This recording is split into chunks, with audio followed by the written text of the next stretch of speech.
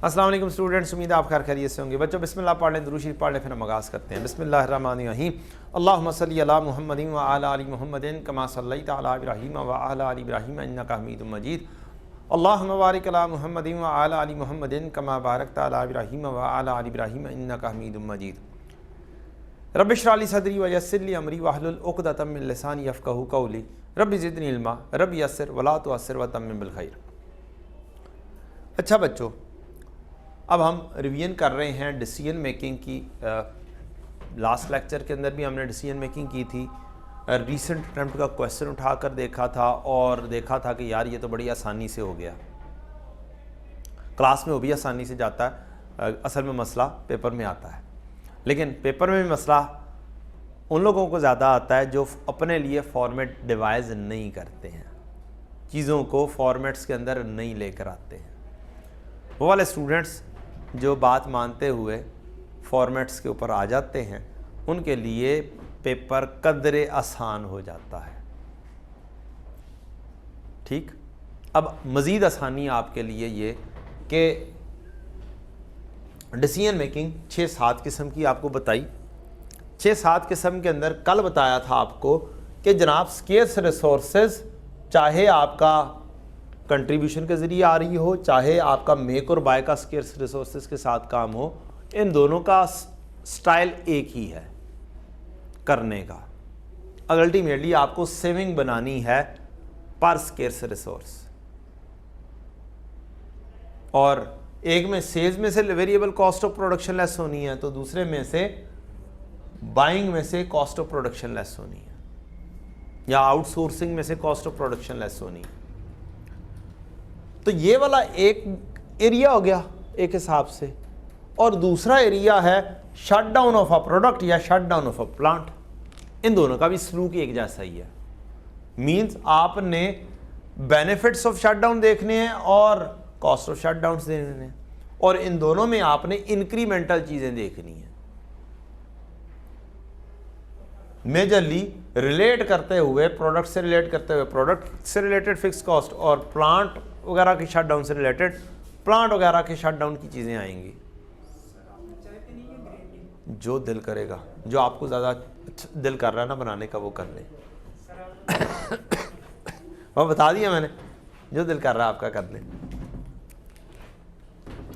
तीसरा है further processing. इसका व्यवहार थोड़ा सा डिफरेंट है, ठीक है। तो इंक्रीमेंटल रेवेन्यू और incremental cost of further processing आ जाएगा बस इसमें। उसकी बात हल्की सी की है।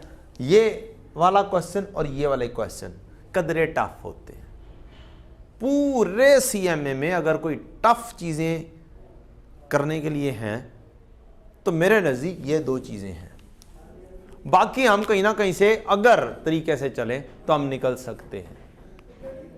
ठीक, मींस फॉर्मेट्स के ऊपर, मार्जिनल एब्जॉर्प्शन फॉर्मेट के ऊपर, एफओएच एक फॉर्मेट के ऊपर, repetition of the questions. CVP का स्टाइल आपको बता दिया कि सॉल्व क्वेश्चन को उठाना कैसे है, निकालना कैसे है। ठीक है, तो ये चीजें आप ऑप्ट करेंगे। अब डिसीजन मेकिंग का स्टाइल भी आपको सिखा रहा हूं। कल हमने क्वेश्चन परफॉर्म किया था रीसेंट ऑटम 22 का अटेम्प्ट का, और उसको हमने उठाया था कैसे उठाना है। क्वेश्चन पढ़ लिया है, अब जो मर्जी कर लो, उसे फॉर्मेट में उठा के डालोगे, कुछ रफ वर्क करोगे, क्वेश्चन आपका हाथ में आना शुरू हो जाएगा। नहीं करोगे तो नहीं हाथ में आएगा। सिर्फ और सिर्फ सोचने से नहीं होना। अगर मैं कहूं ना कि सिर्फ और सिर्फ सोचने से और मैं बहुत अच्छी सी प्लानिंग कर लूं, तो बेटा जी प्लानिंग नहीं होनी मुझसे। लेकिन अगर आपने जिस टाइप का क्वेश्चन है उस टाइप का फॉर्मेट पहले से बना दिया, तो आपका क्वेश्चन चालू हो जाएगा। और दूसरा, आपने रफ वर्क कर लिया। रफ वर्क से मुराद है कि क्वेश्चन पढ़ेंगे, क्वेश्चन में से जौन सी आसान चीज समझ लगती जाएगी ना, उसका रफ वर्क करते चले जाएंगे। क्वेश्चन पढ़ते हुए पहली दफा पढ़ें, चलो जरा पहली दफा जरा बंदा होता है उसमें जरा आप कर लें, एक दफा पढ़ लें। दूसरी दफा जब आप पढ़ने बैठे हैं ना, तो लाजमी तौर पर रफ वर्क साथ होना चाहिए। अगर आप उसको 2 दफ़ा फिर तीसरी दफ़ा पढ़कर फिर भी प्लानिंग बनाने की कोशिश करेंगे, फिर नहीं बननी, और इतनी देर में आपने 10-15 मिनट वेस्ट कर चुके होंगे। और जहां पे आप वेस्ट करते जाएंगे आपका टाइम ज़्यादा होता चला जाएगा और प्रेशर आपके सर के ऊपर बढ़ता चला जाएगा। हमें ड्यू टाइम के अंदर पेपर करना सीखना है। चीज़ों को हर टॉपिक का अपना एक साइंस है ना, हर टॉपिक की अपनी साइंस है डील करने की। अब मैं कहूं जैसे मैंने सीवीपी डील करवाना आपको सिखाया था, वैसे ही मैं डिसीजन मेकिंग भी सिखाऊं मींस, या उसी अंदाज में डिसीजन मेकिंग भी हो, तो वो पॉसिबल नहीं है। डिसीजन मेकिंग का अपना ही एक जहां है और वेरिएंस का अपना एक जहान है, प्रोसेस कॉस्टिंग का अपना एक जहान है। तो हर एक को अपने अंदाज में करना है।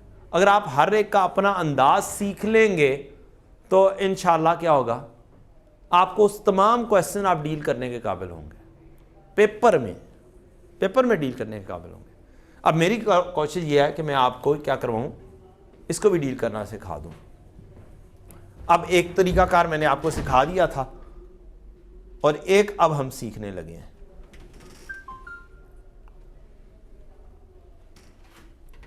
ये हो गया और ये आ गया क्वेश्चन।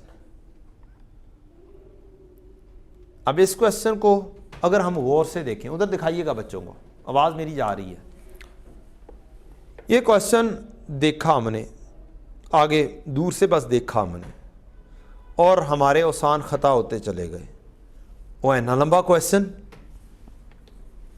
आसान खता हो रहे हैं। 20 मार्क्स का क्वेश्चन है किस चीज का, डिसीजन मेकिंग का। रिक्वायरमेंट पढ़ते हैं, आपने कहा अच्छा इतना औखा क्वेश्चन है, बाद में देखूंगा, ठीक है, बिल्कुल राइट डिसीजन मेकिंग, बिल्कुल सही डिसीजन मेकिंग है। इस तरह का क्वेश्चन हमेशा एंड पर करो। पैनिक तो नहीं होगे, परेशान तो नहीं होगे कि यार 20 मार्क्स का क्वेश्चन में से मार्क्स अचीव करते हुए आपको 1.5 घंटा लग गया, बाकी कहां से करोगे। तो पहले से ही देख लिया यार बहुत लंबा लेंथी क्वेश्चन है, 20 मार्क्स का क्वेश्चन है, तो आप देख लें कि यार 20 मार्क्स के लिए आपको मार्क्स टाइम कितना चाहिए। रफली आपको 40 मिनट चाहिए एज पर द टाइम। और अगर ये क्वेश्चन आप बिल्कुल एंड पर कर रहे हैं तो बिलीव मी आप ये वाला क्वेश्चन आधे घंटे में भी कर सकते हैं। रीजन, अब आप इस वक्त 5वें गियर पर दौड़ रहे हैं, ठीक, लेकिन टारगेट ये रखना है कि ये 20 मार्क्स का क्वेश्चन करने के लिए कम से कम आधा घंटा है ना, तो इसका मतलब है आप 12-13 मार्क्स अचीव कर सकते हैं, जो इसका ड्यू आराम से पासिंग मार्क्स ड्यू हो गए, ठीक है। तो लेकिन कल वाला जो क्वेश्चन था वो कदरे आसान था, उसका मैं नहीं कहूंगा कि यार वो एंड पर ही हो। फिर पेपर के अंदर देखा जाता है बिल्कुल पहले 15 मिनट में कि आपको कौन सा क्वेश्चन मुश्किल लग रहा है, कौन सा आसान लग रहा है। सिर्फ रिक्वायरमेंट्स पढ़कर ही आपने जज करना है कौन सा क्वेश्चन मुश्किल है, कौन सा क्वेश्चन। बाज़ वक़्त आपका कुछ फेवरेट्स होते हैं टॉपिक्स जो आपके ज़्यादा अच्छे आते हैं। अगर वो वाला क्वेश्चन आ गया और आपने देखा यार यस ये मैं कर लूँगा, तो यस गो फॉर दैट। लेकिन ऐसा भी होता है कि आपका फेवरेट टॉपिक है और फिर उसके अंदर ऐसा क्वेश्चन आया है जो देखने में आसान भी लग रहा है, और जब आपने शुरू किया है तो बस काम गड़बड़ हो गया, अब उसकी गुत्थी नहीं सुलझ रही, अब उसके अंदर आप हो गए पैनिक नहीं होना, उसकी गुत्थी नहीं सुलझ रही, कोई अमाउंट अज्यूम करो और आगे चले जाओ। यार गुत्थी नहीं ना सुलझ रही, 1 मार्क्स लूज करो, अगले 5 मार्क्स अचीव कर लो। ये चीज़ है पास करने का तरीकाकार। अब वापस आते हैं इसको पास करने का तरीकाकार। 20 मार्क्स का क्वेश्चन एक तो आखिरी 30 मिनट में करना है, तो इसका मतलब है बाकी पेपर के लिए टारगेट सेट कर लो कि 2 घंटे 20 मिनट में बाकी पेपर मुकम्मल होना चाहिए, तभी आधा घंटा मिलेगा। 10 मिनट का मार्जिन भी ले लो, चलो 25 मिनट भी मिल जाते हैं तो भी हम 10 मार्क्स अचीव कर लेंगे इंशाल्लाह। लेकिन बाकी टारगेट के हिसाब से वो पूरा कर चुके हो। ये ना हो कि आपको ये वाला क्वेश्चन करने के लिए आपको आखिरी 5 मिनट मिल रहे हैं, फिर समझे एक क्वेश्चन गया, और एक क्वेश्चन गया तो समझे पेपर गया, समझ ले पेपर गया।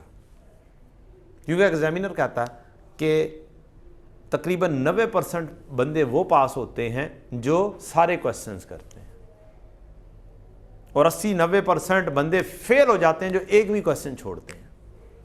हाँ, 10% पास हो जाते हैं। उसमें ऐसे भी बंदे होंगे जो 70 मार्क्स का पेपर करके भी पास हुए होंगे, लेकिन वो एक्सेप्शंस में आ जाएंगे ना, 10% में आ जाएंगे। लेकिन 90% कौन से हैं या 80% कौन से हैं? वो वाले हैं जो फेल होंगे, 80 मार्क्स का पेपर करके फेल होंगे, 70 मार्क्स का करके फेल होंगे। कोई जीनियस हो सकता है कि जो 65 मार्क्स का करके भी पास हो जाए, होगा। ये नहीं है कि मैथ है 65 में से 50 आ सकते हैं, पॉसिबल है, लेकिन कितने % लोग? वो इक्का दुक्का % ही होंगे, और हम उनमें से नहीं हैं। बिलीव मी, हम नहीं है। हमने ऐसा सोचना है, हम उनमें से नहीं है। चलें क्वेश्चन करते हैं। क्वेश्चन है, advise which of the 2 options would be financially beneficial for ZL। अब जब विच ऑप्शन इज बेनिफिशियल से थोड़ा सा अंदाजा होता है कि यार ये डिसीजन मेकिंग का क्वेश्चन है, और दूसरा इन मार्क्स से अंदाजा होता है यार ये डिसीजन मेकिंग का क्वेश्चन है। अब हम पढ़ते हैं क्वेश्चन और परेशान होते हैं थोड़ा सा सबसे पहले कि यार 1.5 पेज का एक क्वेश्चन है, तो क्या होगा? है ये स्प्रिंग 22 का क्वेश्चन, और स्टार्ट में लिखा है assume that date today is 1 April 22। Kindly जो FAR2 भी साथ पढ़ रहे हो वो कहीं वो FAR2 ना सोचना शुरू कर दें जिसमें IS 1037 में घुस जाएं। IS 10 तो वो नहीं है। आज क्या है? 1 April 22। Zimbabwe limited has plan to shut down its factory in Karachi. जब आप यहां पर पहुंचे, ये बताएं क्या दिमाग बनता है? फौरी तौर पे बनता है यार क्वेश्चन किस चीज का आ गया? शट डाउन का। और ये स्टूडेंट के लिए एक हवा, ये शट डाउन का क्वेश्चन आ गया, बड़ा मुश्किल क्वेश्चन। ठीक है जी, तो शट डाउन आ गया, लेकिन आपको प्लानिंग पता चल गई क्या करना क्या है, क्या करोगे? मैंने आपको एक तरीका बताया, बेनिफिट ऑफ शट डाउन और कॉस्ट ऑफ शट डाउन। बस ये क्या करो, पेज के ऊपर बना दो, benefit shut down, cost of shut down, खत्म। प्लानिंग कर दोगे तो क्वेश्चन हो जाएगा, नहीं करोगे तो नहीं होगा। जो ही ये पढ़ा इसका मतलब है हो गया, समझे। In Karachi on 31 December 22, on receiving the news of shutdown, all skilled labor employees in the Karachi factory resigned in protest effective from 31 March 22। सारी की सारी लेबर फोर्स ने किया, हम जा रहे हैं, रिजाइंड। आप बंद कर रहे हैं तो फिर कर लो काम। हमने क्या किया था कि हम प्लानिंग कर रहे थे 1 अप्रैल या उससे पहले बैठ के, उससे पहले बैठ कर रहे होंगे ना, क्या हम 31 दिसंबर पर बंद कर देंगे, और जो ही अफवाहें फैली तो 31 मार्च के ऊपर रिजाइन आ गए। अब आपको क्या है कि जी आप इस वक्त बैठे हुए सोच रहे हैं कि ये वाकया हो चुका हुआ है, और अब आप इस वक्त बैठे सोच रहे हैं, ये बैकग्राउंड दे रहा हुआ। This has raise concern about the factory's ability to continue operation for the rest of the year. This has concern हो गए कि अब फैक्ट्री चलेगी तो कैसे चलेगी। हमने तो सोचा था 9 महीने बाद जाके क्लोज करेंगे, ये तो आज ही वक्ता पड़ गया कि क्लोज कर दिया जाए। Using the original budget document for the year 22, following information has been extracted relating to the period from April 22 to December 22। Budget बना होगा, हो सकता है पूरे साल का बनाओ, Q1, Q2, Q3, Q4। ठीक, Q1 गुजर चुका हुआ है, अगले 3 क्वार्टर्स का आपको इकट्ठा डाटा दे दिया कि ओरिजिनल जो बजट बनाया था हमने 3-4 महीने पहले दिसंबर के एंड पर, वो उसमें से हमने एक्सट्रैक्ट किया है, और ये बजट का डाटा है। कहता प्रोडक्शन एंड सेल्स 50,000, सेल्स इतने, डायरेक्ट मटेरियल इतना, डायरेक्ट लेबर इतनी, वेरिएबल प्रोडक्शन ओवरहेड इतना, फिक्स प्रोडक्शन ओवरहेड इतना, सेलिंग एक्सपेंसेस इतने, प्रॉफिट इतना। इसमें तो कोई मसला नहीं है, आगे बढ़ते हैं।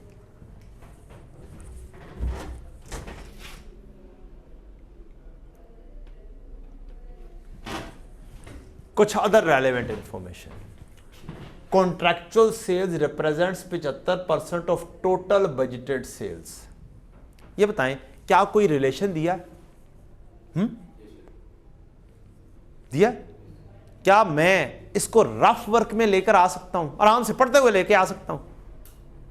अगर डाटा दिया है तो कोई ना कहीं पे यूज होगा, होगा क्या नहीं? तो मैं रफ वर्क शुरू कर देता हूं, साथ साथ रफ वर्क शुरू कर देता हूं, क्योंकि उसने यूज होना ही होना। लेफ्ट पेज और राइट पेज खाली छोड़ दें, दो पेजेस क्या कर दें, खाली छोड़ दें। आप अभी बैठ के ये क्वेश्चन कीजिएगा मेरे साथ घर में बैठे हुए, ये क्वेश्चन हो जाएगा इंशाल्लाह। अगर पूरा नहीं ना होता तो 80-90% हो जाएगा, जितना मैं पास करवाने जोगा है। 13, 14, 15 मार्क्स तक इंशाल्लाह अचीव हो जाएगा, गलतियों के साथ अचीव हो जाएगा।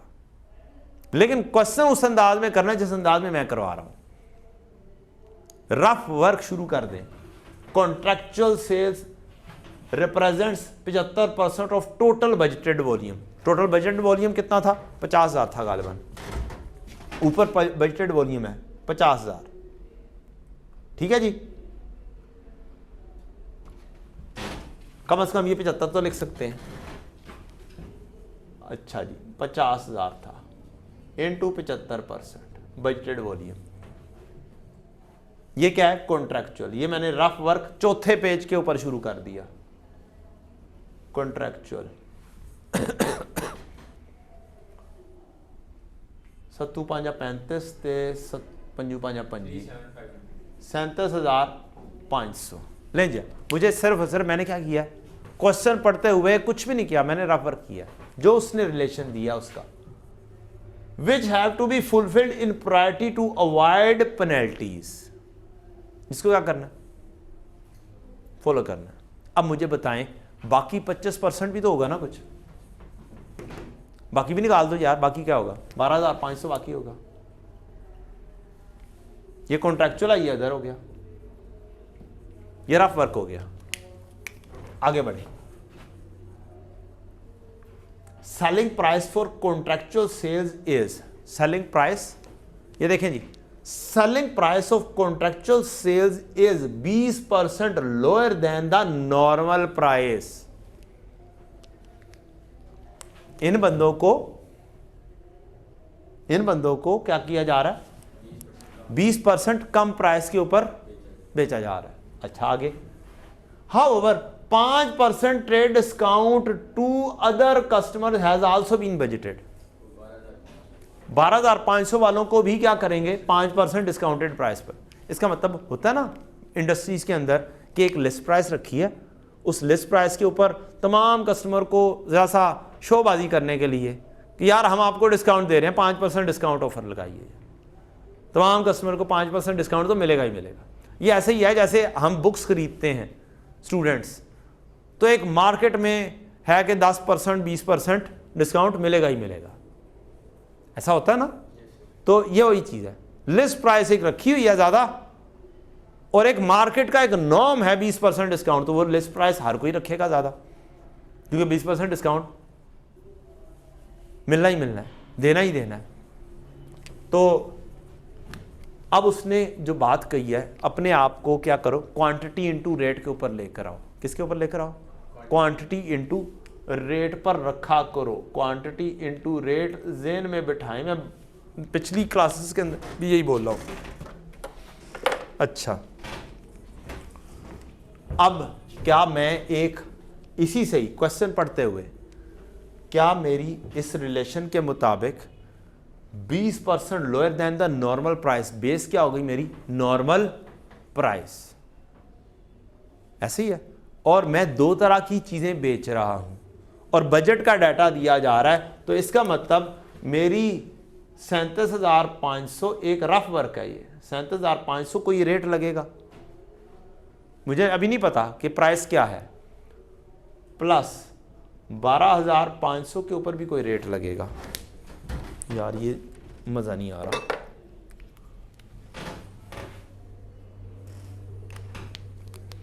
यार ब्लू मार्कर मज़ेदार नहीं है, ये फिर भी कुछ बेहतर है।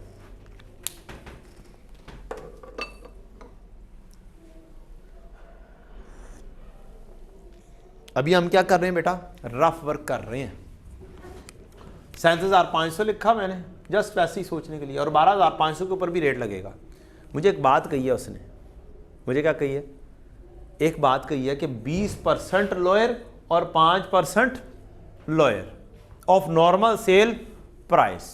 तो इसका मतलब है चांसेस यही है उसने नॉर्मल सेल प्राइस छुपाई हुई है। एक फार्मूला आपको बताया था मैंने डिक्रीज करने का, after decrease is equal to before decrease into 1 minus R. कोई भी चीज हो, सिचुएशन किसी को डाउन करना है तो क्या करो, 1 माइनस रेट जो दिया हुआ उससे मल्टीप्लाई कर दो, परेशानी वाली बात कोई नहीं है। तो इसका मतलब इसमें जो सा भी एक नॉर्मल प्राइस होगी उसमें से मुझे क्या करना पड़ेगा, 1 माइनस 20% करना पड़ेगा, और इसमें से मुझे -1 माइनस 0.05 करना पड़ेगा, जो सी भी प्राइस हो आएगी या निकालनी पड़ेगी, तो मेरी टोटल सेल्स आ जाएगी।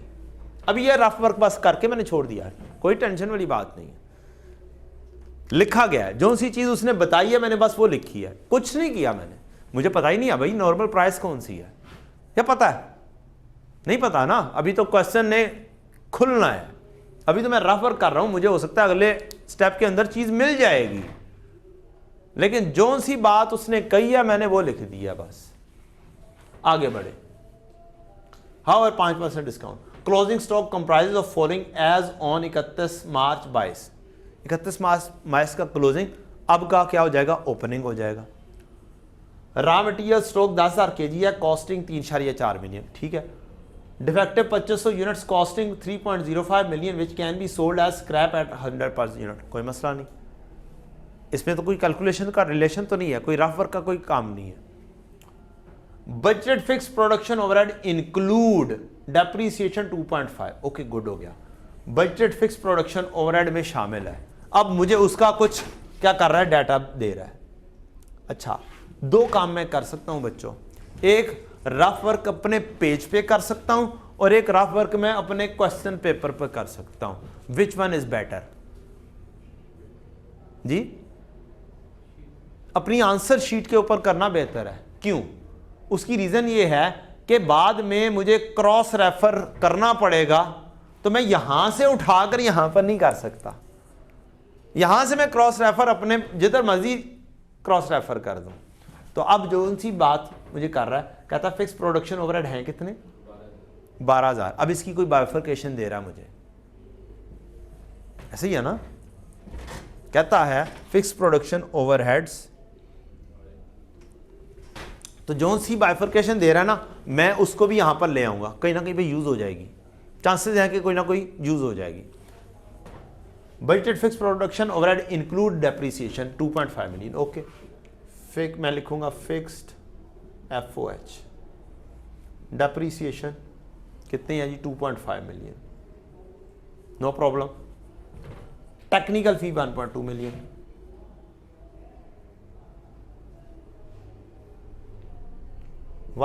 Million, okay. Next, paid in advance, advance में पे कर दी हुई है। And salary of factory supervisor 3.6 million, salary of supervisor कितनी है जी, 3.6 मिलियन, ये भी लिखी गई। The remaining amount pertains to allocated general overheads, बाकी की अमाउंट एलोकेटेड है, ये मैं निकाल सकता हूं। टोटल मेरी क्या है, 12 मिलियन की कहानी है। 12,000 लिखा हुआ है, ऊपर ₹1000 लिखा हुआ है, ₹1000 लिखा हुआ है ना, यस, ये ₹1000 लिखा हुआ है,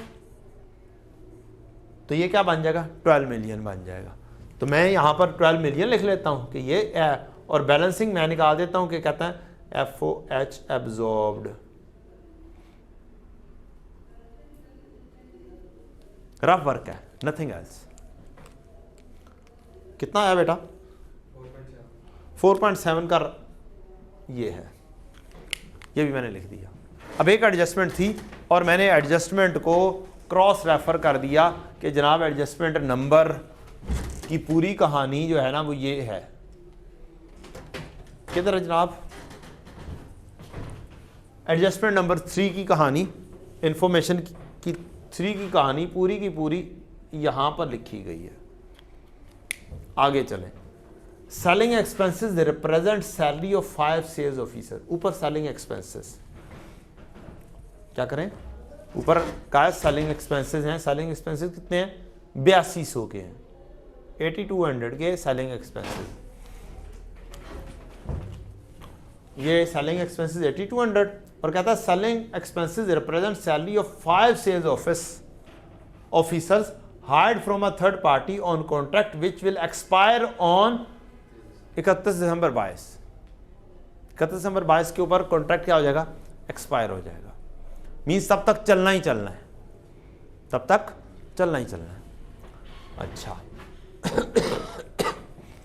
plant and machinery costing 15 million and has an estimated resale value of 2.8 million as on 31 March 22। 31 March 22, ठीक है। Keeping in view of the resignation of skilled labour, the board of directors of ZL is considering the following 2 options for implementation with effect from 1 April 22। Number 1, close the factory now and rent out the factory space.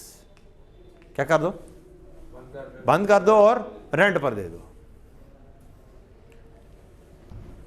अब इसके अंदर बहुत सारी कहानियां हैं, ये कहानी directly deal की जा सकती हैं फॉर्मेट बना के। अच्छा ये बताइएगा, ये दो, एक है क्लोज डाउन और दूसरा है continue operations. Continue operations of the factory for the remaining 9 months by employing skilled labour on contract. Now choice is yours, इस ऑप्शन 2 पे पहले काम करना है या ऑप्शन 1 पे काम करना है। क्या कंटिन्यूइंग ऑपरेशन के लिए क्या करना होगा आपको, सोचें। कंटिन्यू ऑपरेशन कह सकता हूं कि हमने आगे कंटिन्यू करना है, फर्दर प्रोसेस करना है, आगे चलना है, तो उसके अंदर थोड़ा सा अगर हम कहें कि इंक्रीमेंटल बेनिफिट्स और इंक्रीमेंटल कॉस्ट लगनी है, और शट डाउन करना है तो benefit of shut down and benefit दोनों में एक हिसाब से इंक्रीमेंटल ही है ना, कि हम आगे चलें तो लॉजिक एक ही चलती है। तो अब हमारी चॉइस है कौन सा पहले करते हैं। करने हमने दोनों हैं, पेपर में दोनों ही करने हैं इंशाल्लाह, लेकिन हल्का सा गो थ्रू करके आप जज कर सकते हैं आसान कौन सा है। मैं पहले वाला करवा देता हूं आपको, ठीक है। शट डाउन एक हवा बना होता है ना, शट डाउन के अंदर पता नहीं क्या होगा क्या नहीं होगा, तो मैं पहले शट डाउन करवा देता हूं। ये ना हो कि जी काम करते करते मिसिंग हो जाए काम, ऐसे ही है ना। अच्छा जी, ये रफ वर्क के पेज नंबर 3 और 4 है और मैं यहां पर बनाने लगा हूं फॉर्मेट शट डाउन का। ऑप्शन 1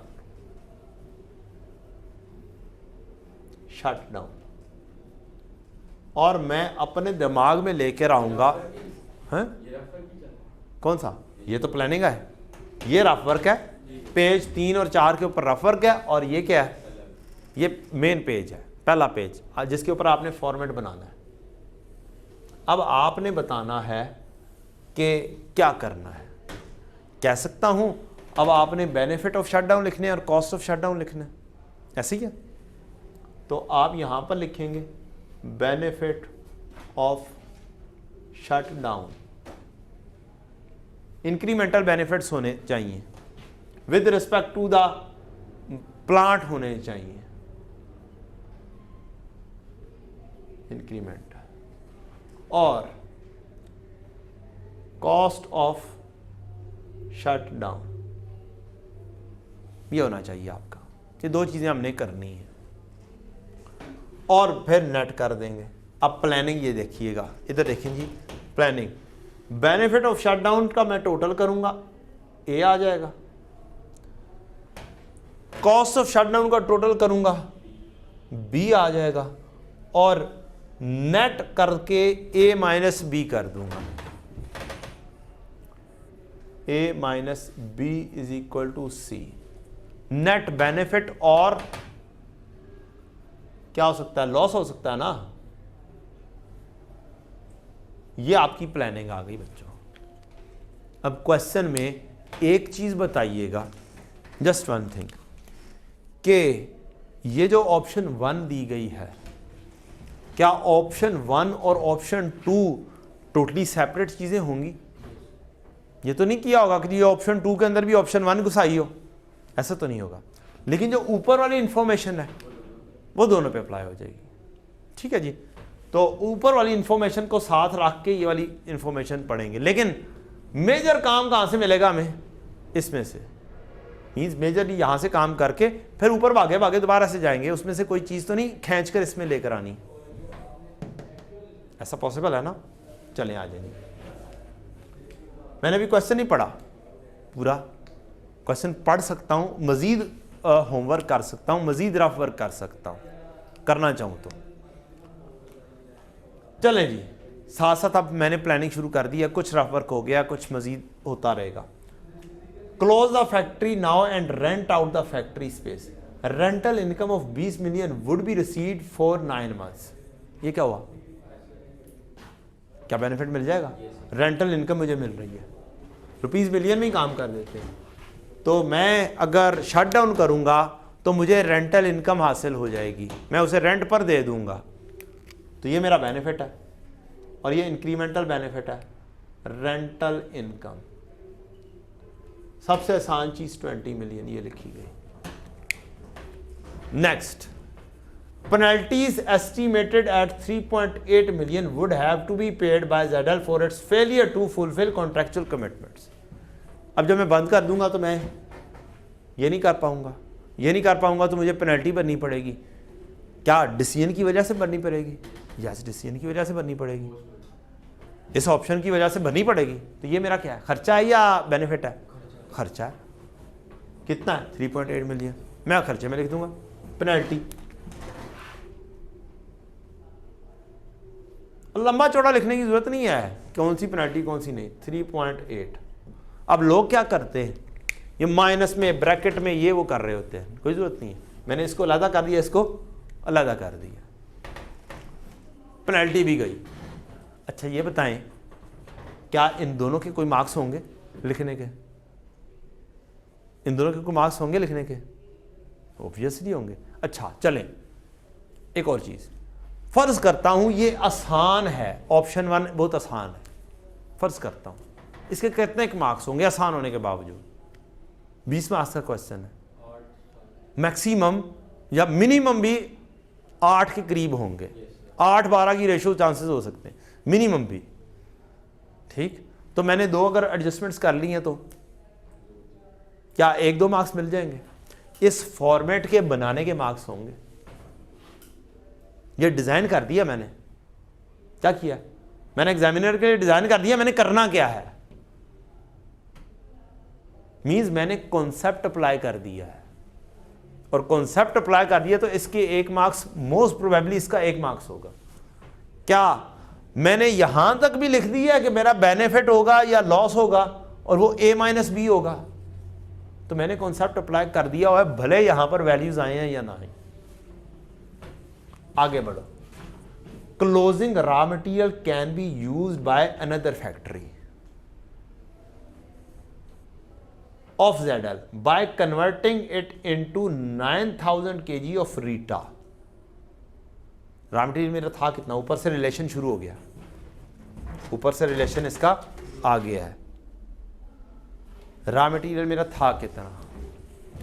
मेरे पास 10,000 kg था, यहां कहीं पे लिखा हुआ है, ये है 10,000 kg था। इस 10,000 kg से क्या चीज बनेगी? 9,000 kg ऑफ रीटा बनेगा। क्या बनेगा? 10,000 kg से क्या बनेगा? 9,000 kg of Rita at a processing cost of 140 पर kg। मैं क्या लगाऊंगा? 140 पर kg। आगे क्या लिखा है? Of what? आगे लफ्ज कुछ लिखा हुआ है, 140 kg ऑफ इनपुट। इनपुट कितनी होगी? और 140 पर केजी होगी। इनपुट क्या होगी, ये रीटा बनाने के लिए इनपुट क्या होगी? क्या ये 10,000 यूनिट्स होंगे, 10,000 केजी होंगे, या ये 9,000 होंगे? तो गौर से अगर हम पढ़ेंगे तो हम चीज बना सकते हैं। क्या मुझे उसने बता दिया है कि 9,000 केजी बनाऊंगा तो खर्चा जो मेरा होगा 140 मल्टीप्लाई बाय 10,000 होगा। चले मैं रफ वर्क के ऊपर आ जाता हूं यहां। 140 ज़रब 10,000 जो उसने रिलेशन दिया है इनपुट का 140, ये मेरा होगा खर्चा। ओके, आगे बढ़ते हैं। अगला क्या काम था? ये था Rita is available in the market at 350 पर केजी। मार्केट में कितने का मिलेगा? 350 का। अगर मैं खरीदता हूं तो कितने में खरीदूंगा? 350। कितने केजी खरीदूंगा? 9,000 बेटा जी। रीटा कितने बन रहे हैं? 9,000 बन रहे हैं। 10,000 तो मैंने इन किया था, रीटा चाहिए। रीटा कहते हैं 9,000 केजी और 350 रुपए में मिलेगा। 9,000 केजी इंटू 350। अच्छा जी, आगे बढ़ते हैं। कहता है अल्टरनेटिवली, अब दोबारा से, closing raw material can be used by another factory of ZL और converting into 9,000 KG of Rita at a processing cost of 140 पर केजी ऑफ इनपुट। इनपुट 10,000 है, रिलेशन बनाना पड़ेगा। 140 का खर्चा करूंगा तो मेरे पास क्या बनकर आ जाएगा? 350 वाली चीज बनकर आ जाएगी।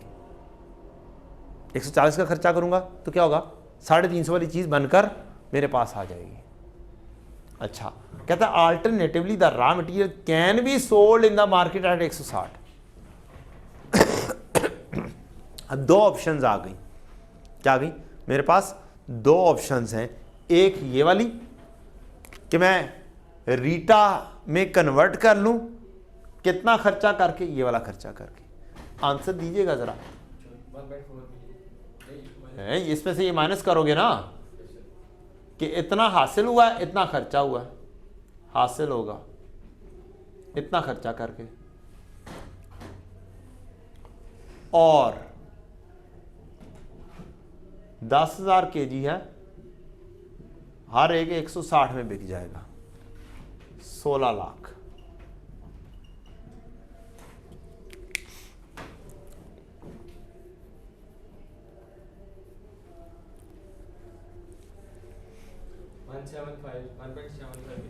$1.75 मिलियन।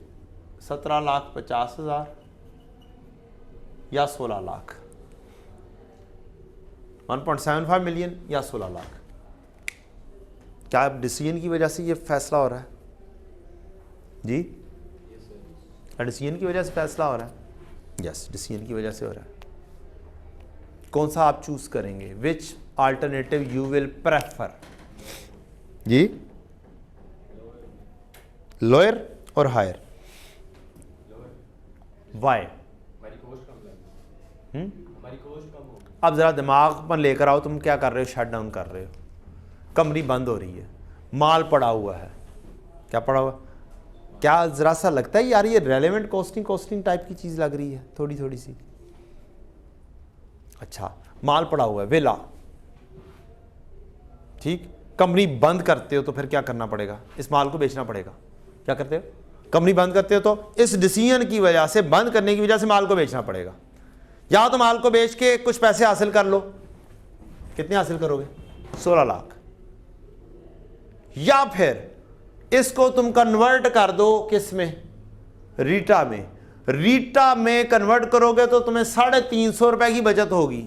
9,000 केजी बनेंगे, लेकिन वो बचत हासिल करने के लिए तुम्हें 140 का खर्चा करना पड़ेगा। क्या इस डिसीजन की वजह से करोगे? क्या अब बेनिफिट ज्यादा अच्छा होता है या कम अच्छा होता है? तो कौन सा चूज करना चाहिए? दोनों में से हायर चूज करना चाहिए। बेनिफिट हासिल कर रहे हो तुम, कंपनी बंद हो रही है, बंद होने की वजह से आप डिसीजन कर रहे हैं, और डिसीजन कर रहे हैं कि मैं बंद करता हूं तो मुझे ये क्या करना पड़ेगा? मटेरियल जो पड़ा हुआ है बेचना पड़ेगा, या फिर इस मटेरियल को कन्वर्ट करना पड़ेगा। अगर मैं कन्वर्ट कर लेता हूं तो मेरी बचत 17,60,000 है नेट। अगर मैं इंस्टेंटली बेच देता हूं तो 16 लाख है। तो कौन सी बचत सही है? मैं क्या करूंगा? I will convert it. मैंने क्या किया था? ये रफ वर्क किया था, वर्किंग की थी। अब मैं क्या करूंगा? अब मैंने ये वाली वर्किंग उठानी है इन दोनों में से। कैसे उठा कर लेकर जाऊं? मैं कहता हूं यार ये जे है और ये जे आ गया यहां पर 1.75 मिलियन रुपीज मिलियन में। क्या चीज है ये? Raw material usage due to shutdown.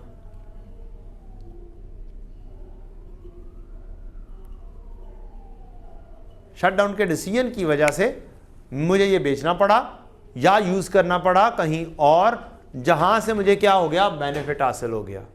कितना? 1.75। आगे बढ़ते हैं।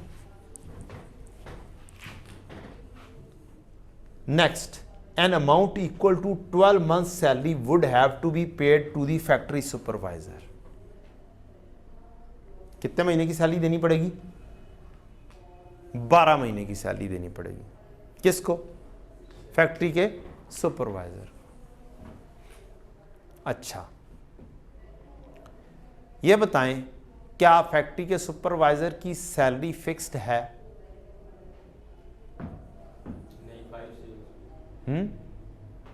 फैक्ट्री सुपरवाइजर ऊपर देख लेते हैं। सुपरवाइजर है कहां पे? ये भी तो देखते हैं ना। सुपरवाइजर की बात कुछ की हुई है उसने, 2 जगह पे बात की हुई है।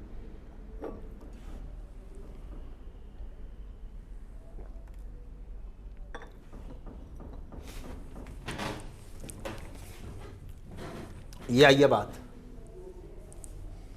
3.6 मिलियन। क्या हमने बजट किया हुआ था 3.6 मिलियन की देनी है सैलरी अगले 9 महीने में?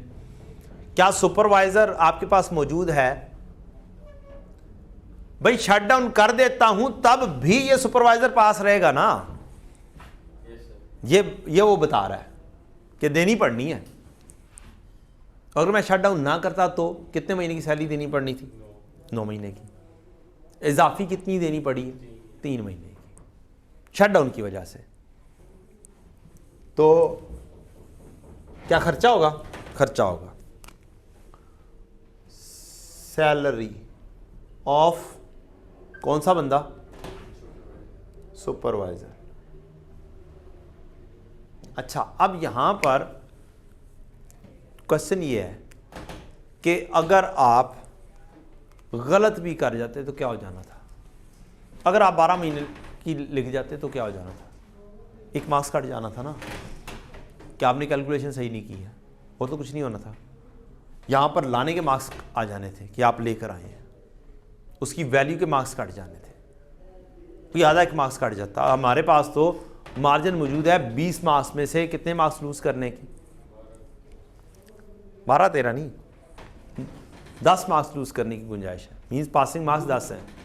ठीक, तो थोड़ा बहुत तो मार्जिन और थोड़ी बहुत गलतियां जल्दी में होनी है, उससे परेशान नहीं होना। लेकिन जिस हद तक आप कॉन्सेप्ट जल्दी जल्दी अप्लाई कर सकते हैं उतना अप्लाई कर देना है। सैलरी ऑफ सुपरवाइजर आपको इस शटडाउन की वजह से 3 महीने की मजीद देनी पड़ेगी। तो है कितनी? 3.6 मिलियन कितने महीने की है? 9 महीने की। तो यहां पर पर मंथ निकाल दो यार। 3.6 divide by 12 is equal to क्या बेटा? हाँ सॉरी 9 है, 9 मंथ्स की है, सॉरी। हाँ ये 3.6 9 मंथ्स की है। तो 1 महीने की कितनी हो जाएगी? 0.4। ये आपने लिखा और 0.4 लिख के मल्टीप्लाई बाय 3 मंथ्स, 1 साल की देनी पड़ेगी। अभी हमने क्या फैसला किया? इंक्रीमेंटल कितना है? इंक्रीमेंटल कितनी है? Salary of supervisor incremental. इस डिसीजन की वजह से कितने देने पड़े? इस डिसीजन की वजह से 3 महीने की देनी पड़ी इंक्रीमेंटल फॉर एडिशनल 3 मंथ्स।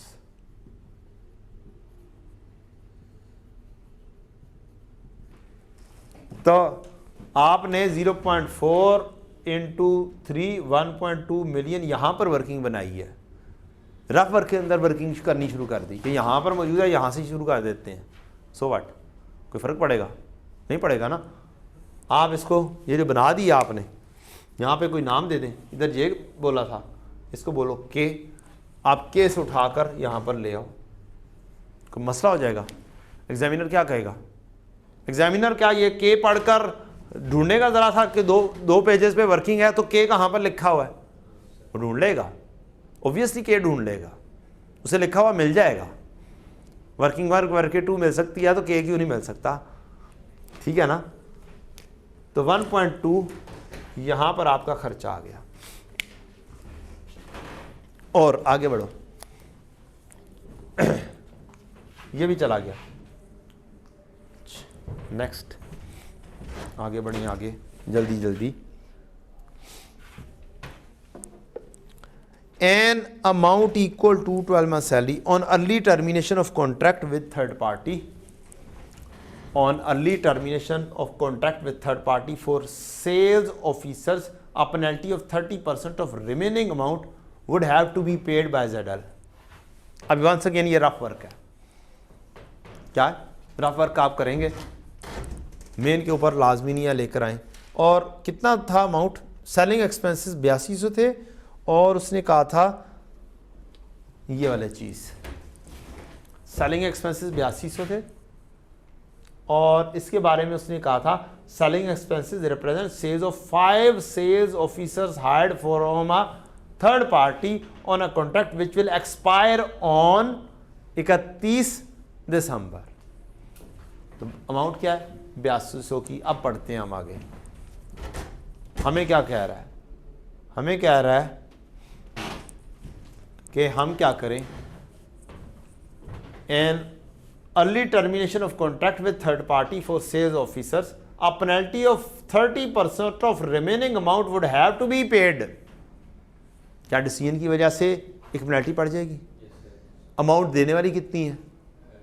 8200 देनी थी पूरे साल की, बाकी के 9 महीने की रिमेनिंग अमाउंट 8200 थी, तो 8200 का 30% वो कह रहा है देना पड़ेगा। 8200 का 30% देना पड़ेगा पेनल्टी सेल्स की थर्ड पार्टी का 960। ओके, ये रफली लिखा क्योंकि वो आगे भी कहानी कर रहा है। कहता है फॉर दिस पर्पस, नहीं आगे क्या, अल्टरनेटिवली, दूसरे तौर पर कहता है this staff can be utilised at ZL's factory in Lahore. है 24 ठीक है जी, 2460 या 2.46 मिलियन, ठीक है जी। अच्छा आगे, alternatively this staff can be utilised at ZL's factory in Lahore. Alternatively क्या कर सकता है? वो कहीं और उसको लेकर जा सकता है उन बंदों को। For this purpose ZL would have to pay the staff relocation allowance of 2 million. इसके लिए क्या करना पड़ेगा? 2 मिलियन का खर्चा करना पड़ेगा। अब डिसीजन मेकिंग की वजह से या तो आप 2.46 मिलियन बियर कर लो, या फिर अब किसी और जगह पर लाहौर लेकर जाओगे। क्या करोगे? लाहौर लेकर जाओगे तो फिर लाहौर में कहीं और दूसरे बंदों को जो सैलरी देनी थी वही वाली सैलरी इनको दे दोगे जो 8200 देने थे, तो वो तो हो गया इररिलेवेंट। अब कौन सा रेलेवेंट है? जो आपको पेनल्टी पड़ रही है या रीलोकेशन पड़ रही है? और रीलोकेशन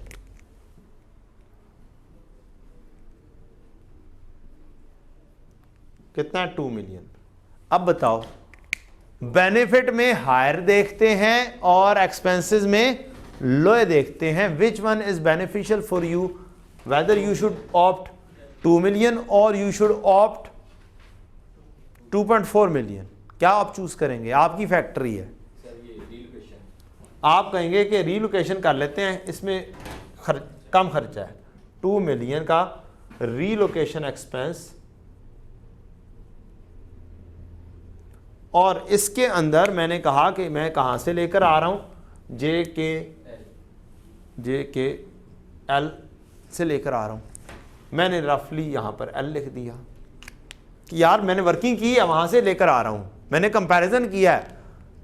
वो भी डेफिनेटली देखना चाहेगा मैंने कंपैरिजन कहाँ पर किया है। तो मैं रफ वर्क कर रहा था, रफ वर्क गलत हो जाएगा तो मैं क्या कर दूंगा, काट दूंगा। कोई मसला है? इधर रफ वर्क में कोई मसला नहीं है। यहाँ पर बूथे के ऊपर जब आ जाता है ना, तब थोड़ा सा मसला पे इशाना शुरू हो जाता है। या तो यहाँ पर चीज़ मैनेज नहीं होती है, ऐसे ही है ना, चीज़ मैनेज करना मुश्किल हो जाता है। यहाँ पर चीज़ मैनेज करना, जगह कम पड़ जाती है। आगे बढ़ें। For this purpose header would have to pay, ये हो गया। अब क्या मैंने सारे पॉइंट्स इसके डील कर लिए सिवाय ऊपर वाली कुछ चीज़ों के। ऊपर वाली चीज़ें मैं एक दफ़ा दोबारा से देखूंगा यार, कि कोई ऐसी चीज़ जो यहाँ से रिलेट करती है वो ना हो, क्योंकि हमने डिसाइड क्या किया था कि ये नीचे वाली चीज़ें हैं जो ऑप्शन में दी हुई हैं वो तो इंडिपेंडेंटली होंगी दोनों के लिए, और जो ऊपर सारी इंफॉर्मेशन दी हुई है वो क्या होगी, वो जनरल होगी दोनों हिस्सों के लिए। तो अब बढ़ते हैं, ऊपर वाली इंफॉर्मेशन थोड़ा सा आप गौर से पढ़ेंगे कि क्या कोई चीज़ इससे रिलेट तो नहीं कर रही है। कॉन्ट्रैक्चुअल सेल्स रिप्रेजेंट्स दिस, कि सेल प्राइस से रिलेटेड है। यहाँ पर सेल हमने बेचना थोड़ी है, वो तो ऑप्शन 2 में कहीं पे यूज़ होगी ये वाली। Closing stock comprise of following as on this, raw material हम बेचेंगे 10,000, रॉ मटेरियल क्या हो जाएगा, बिक जाएगा या यूज़ हो जाएगा, ये हमने देख लिया रॉ मटेरियल से related. Defective 2500 units costing 3.05 million which can be sold as scrap at 100 per unit. क्या ये लेना चाहिए या नहीं लेना चाहिए जी? अच्छा, मेरे पास डिफेक्टिव यूनिट्स पड़े हुए हैं। क्या पड़े हुए हैं ये बताएं। अगर मैं कंटिन्यू करता हूं तो भी मैं इसे बेचूंगा, बोले, और अगर मैं इसे बंद कर देता हूं तो भी मैं इसे बेचूंगा। क्या दोनों जगहों पे बेनिफिट सेम है? बोले, क्या दोनों जगहों पे बेनिफिट सेम है? और अगर एक चीज दोनों जगहों पे सेम हो तो वो डिसीजन के लिए क्या होती है, इररेलेवेंट। या फिर दोनों में ले लो, या फिर इसमें भी ले लो, शटडाउन में भी, और फिर इधर भी ले लेना। ठीक है ना? जैसे हमने कल मटेरियल किया, मटेरियल को क्या किया था, हमने इग्नोर कर दिया था, ऊपर भी है नीचे भी है, कोई इफेक्ट नहीं आना। इसी तरह से एक बेनिफिट मैं बंद कर रहा हूं कंपनी तो भी मुझे आना है, मैं चलाता हूं तो भी आना है, कोई फर्क नहीं पड़ना। That is why this is irrelevant for the decision making. आप इसको लिख सकते हैं कि ये तो दोनों केसेस में मुझे आने ही आने हैं पैसे, ये तो मैं बेचूंगा ही बेचूंगा, चाहे मैं बंद कर दूं चाहे मैं रख लूं। अब इससे रिलेटेड, मटेरियल से रिलेटेड स्पेसिफिक होके उसने नीचे बताया है कि तुम इसका क्या कर सकते हो शटडाउन के केस में, तो वो तो हमने डील कर लिया हुआ था। अच्छा जी, budgeted fix production overhead include depreciation of 2.5 million, ठीक है, टेक्निकल फी इतने, पेड इन एडवांस, एडवांस वाली चीज़ तो इररिलेवेंट होती है। सैलरी ऑफ फैक्ट्री सुपरवाइजर 3.6, ये आ गई है इससे related. Remaining amount allocated general overheads, allocated कभी भी डिसीजन मेकिंग में नहीं आते, एब्जॉर्ब कभी भी डिसीजन मेकिंग में नहीं आते, वो तो जनरल होते हैं, वो तो होते ही रहने हैं, बाकी फैक्ट्री के हैं, ओवरऑल फैक्ट्री के हैं। तो मैं एक ये वाला प्लांट बंद कर दूंगा तो भी वो होते रहेंगे, तो ये कभी भी नहीं आए थे। Selling expenses represent salary of 5 sales officer, इससे रिलेटेड कहानी नीचे आ गई है। Plant and machinery costing 15 million मैं बंद करता हूँ तो क्या मैं इसको बेचूंगा 2.8 मिलियन में? जी बेचूंगा ना, तो ये क्या हो जाएगा, मेरा बेनिफिट आ जाएगा, मैं बेचूंगा। तो ये स्टेप बाय स्टेप एक दफ़ा देखा कि यार कोई चीज़ आ तो नहीं गई है, तो मेरा एक बेनिफिट, ये तो वैसे आपको ना पता क्या करना चाहिए, ये सबसे पहला बेनिफिट होना चाहिए यार। क्या करोगे, बेच दोगे उसको, प्लांट को, तो ये तो आपको ढूंढ के निकलना चाहिए कि यार वो वाला चीज़ किधर है। बंद करने वाले, बंद किया तो प्लांट बेचोगे, प्लांट बेचोगे तो उसका क्या होगा, फायदा होगा। 2.8 million sale of plant. Major काम हो चुका है, बेशक इसको क्लोज ना करो, बेशक इसको क्लोज ना करो, आगे बढ़ जाओ। अच्छा,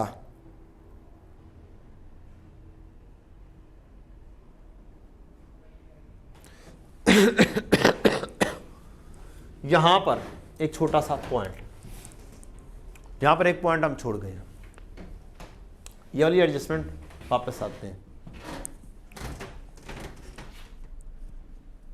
ऑप्शन 1 पढ़ें दोबारा से मटेरियल का।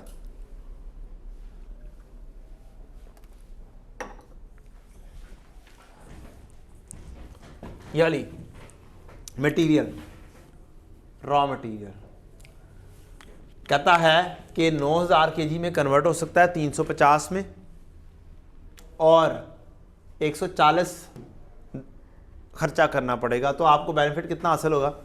17,50,000। फोरगो क्या किया? ये वाला, ये फोरगो करके ये इसके ऊपर गए हो। मैं रेलेवेंट कॉस्टिंग नहीं कर रहा, बिलीव मी, मैं रेलेवेंट कॉस्टिंग इस वक्त नहीं कर रहा। मैं क्या कर रहा हूं? शट डाउन की डिसीजन मेकिंग कर रहा हूं। ठीक, अब बताएं कि मुझे शट डाउन करने की वजह से क्या बेनिफिट हुआ है? क्या मैं मटेरियल बेच ही सकता था चाहे मैं बंद कर देता या नहीं करता? मैंने फोरगो किया ना, मैं बेच सकता था, मैंने फोरगो किया। क्या किया? इसका मतलब है मैंने ये वाला बेनिफिट फोरगो करके ये वाला बेनिफिट हासिल किया। तो इतना तो हासिल होना ही होना था। या तो मैं लूंगा इंक्रीमेंटल बेनिफिट, यहां पर इन दोनों का डिफरेंस, क्या लूंगा? इंक्रीमेंटल बेनिफिट, इन दोनों का डिफरेंस यहां पे लूंगा। और या फिर क्या होगा, इसको मैं बेनिफिट फोरगो अपॉर्चुनिटी कॉस्ट के तहत इसको इधर ले आऊंगा। दो तरीका कार से हो सकता है। ठीक, चले। अगर स्टूडेंट एक ये चीज नहीं लिखता, कितने मार्क्स कट जाएंगे? सोचे ना, एक कट जाएगा, एक कट जाएगा, 100 ज्यादा नहीं कटेगा, नहीं कटेगा। तो इसका मतलब है बाकी का काम करके आपने कितने मार्क्स ले लिए हुए? 8 में से 6-7 आपने ले लिए हुए। पास करने के लिए आपको 12-13 चाहिए, 11 चाहिए। सो सिंपल टू पास। ये नहीं है कोई मुश्किल काम हो। वर्किंग करना कोई मुश्किल नहीं था, वर्किंग सोची जा सकती थी अगर आप तरीके से सोचते तो। जो रिलेशन दिया हुआ है वो रिलेशन लिखते तो, मैथ का जो रिलेशन दिया हुआ है वो मैथ का रिलेशन लिखना है। सादी सी बात ये है। इनपुट का रिलेशन दिया तो इनपुट के साथ लिखा। अगर साथ ही लिख देता 140 रुपए पर केजी ऑफ आउटपुट, फिर 9000 आ जाना था, यहां पे भी 9000 आ जाना था।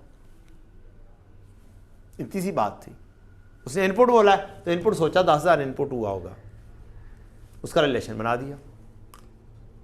ठीक है ना?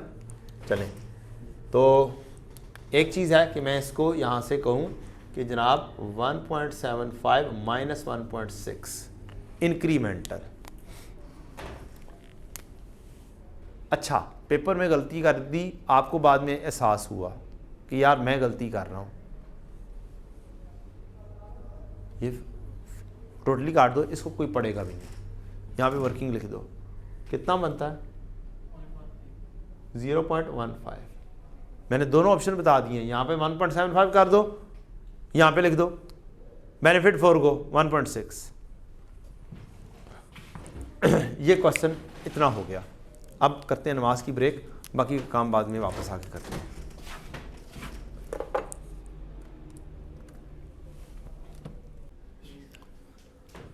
लो बच्चों, option 2, continue operating the factory for the remaining 9 months by employing skilled labour on contract. दूसरा है कि आपने कंटिन्यू करना है, आप चलाएंगे और स्किल्ड लेबर हायर करेंगे और उससे बेनिफिट हासिल करेंगे। वंस अगेन आपका डिसीजन मेकिंग जो होता है वो नॉर्मली लाइक विद लाइक होता है कि इधर आपने बेनिफिट्स लिए हैं, इधर भी बेनिफिट्स ही आ रहे हैं। ठीक, इंक्रीमेंटल बेनिफिट आप कह लें।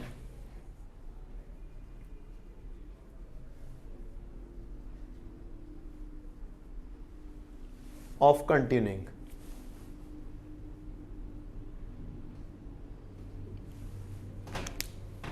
एक, और डेफिनेटली जब आप कंटिन्यू करेंगे तो कॉस्ट ऑफ कंटिन्यूइंग आएगा।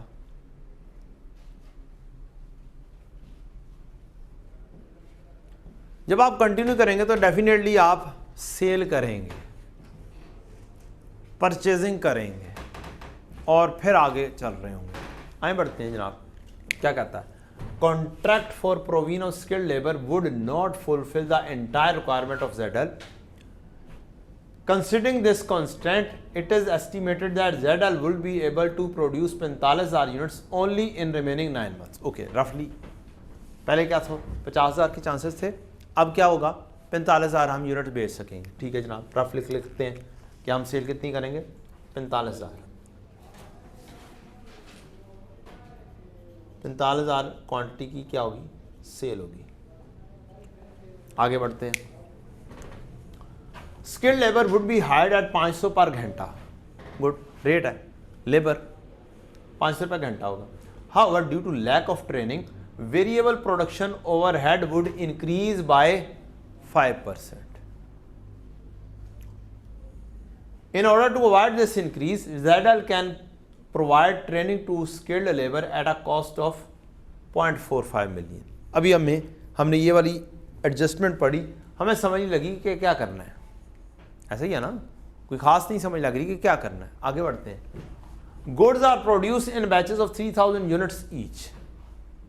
गुड्स बेचते हैं कैसे, 3000 के बैच पर each. The first batch would require 2750 skilled labour hours. Learning curve effect is estimated 90%। लो जी, लर्निंग कर्व आ गई। That would remain effective for the first 5 batches only at 90%। The index of learning curve is this. सारा काम करके दे दिया, इसका मतलब मुझे क्या करना होगा, लर्निंग कर्व का काम करना होगा। लर्निंग कर्व का काम बड़ा आराम से डील हो सकता है, आप टाइमलाइन बना दें। अच्छा, बैचेस थे कितने, 3000 यूनिट्स पर बैच, इसका मतलब है नंबर ऑफ बैचेस कितने बनेंगे, 45,000 क्वांटिटी लिखी है, तकसीम 3000 यूनिट्स पर बैच, तो मेरे पास क्या आ जाएगा, 15 बैचेस आ जाएंगे।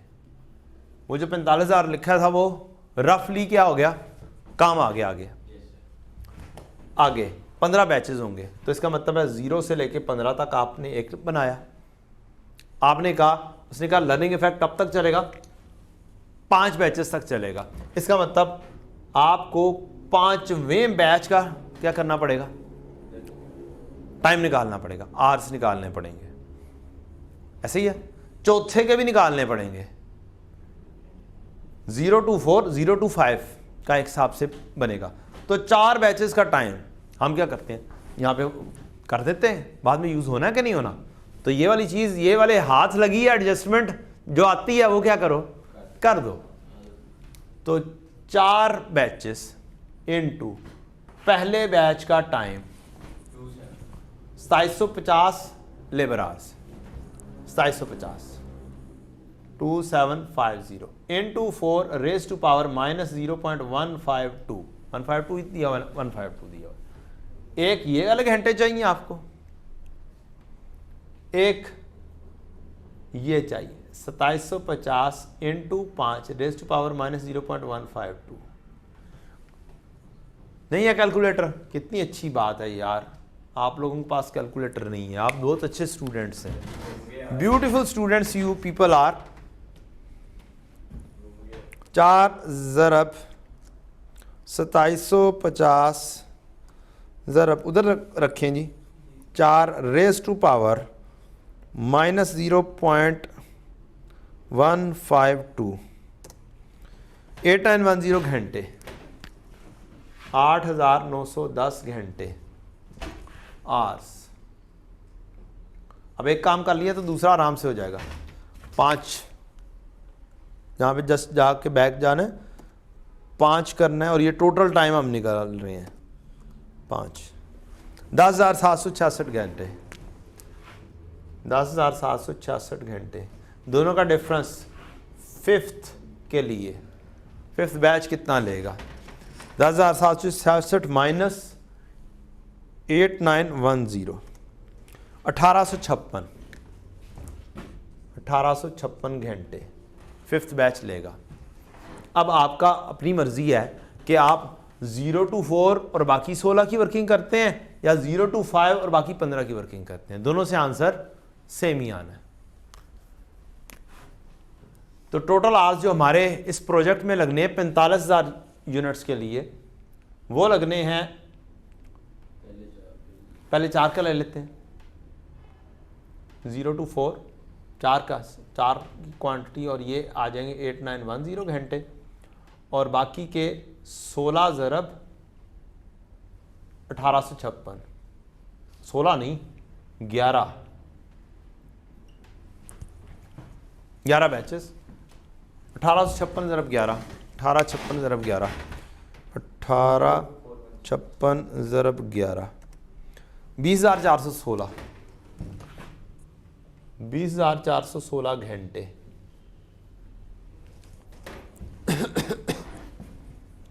यहाँ पर बेशक लिख दें फर्स्ट 4 बैचेस, रिमेनिंग 11।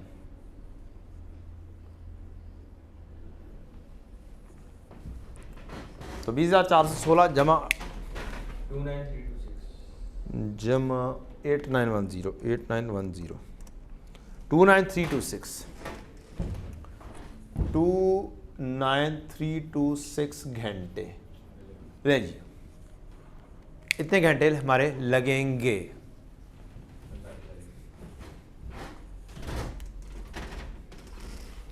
अच्छा, अब आगे बढ़ते हैं जी। If the factory continues to operate, the resale value of plant and machinery at 31 December 22 would be 80% of the current resale value. Got the point? तो हमें क्या क्या अभी की है ऊपर दी हुई है 2.8 और इसका क्या होगा 80%। अगर हम करते हैं तो 80% हमें हासिल होगा कब?